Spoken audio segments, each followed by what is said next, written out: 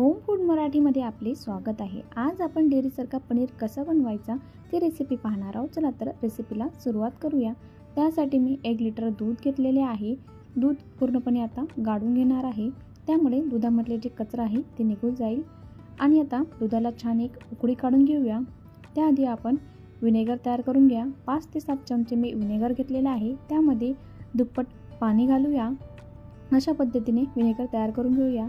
दुधाला छान उकळी आलेली आहे। आता गॅस बंद करून पातेलं खाली घेऊया आणि 10 सेकंद असे दूध थंड करून घेऊया। त्यानंतर त्यामध्ये हळूहळू विनेगरचे पाणी घालूया आणि दूध फाडायला सुरुवात करूया। अशा प्रोसेसने जे पनीर बनवले जाते ते अगदी सॉफ्ट आणि स्पंजी पनीर तयार होतं, अगदी डेअरीसारखं। उकळत्या दुधामध्ये विनेगर घातले त्यामुळे पनीर हे रबरासारखं तयार होते। अशा पद्धतीने बघा स्मूथ आणि स्पंजी असा पनीर तयार होतो। बघा हळूहळू दूध फाडायला सुरुवात झालेली आहे। अशा पद्धतीने आपण पूर्ण पनीर फाडून घेतलेले आहे।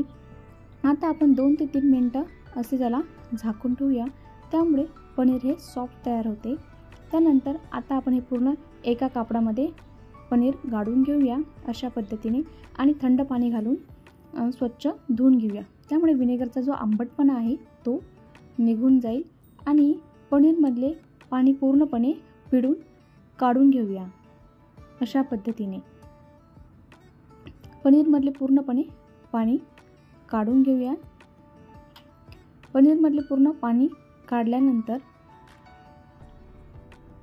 आपण एक पोलपाट घेणार आहोत आणि त्यावरती हे पनीर असे हाताने दाबून प्रेस करून घ्यायचे।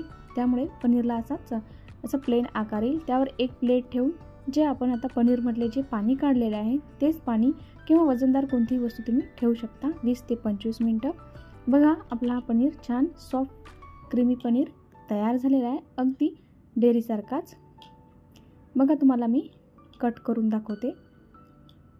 अगदी डेअरीसारखाच पनीर तयार झालेला आहे।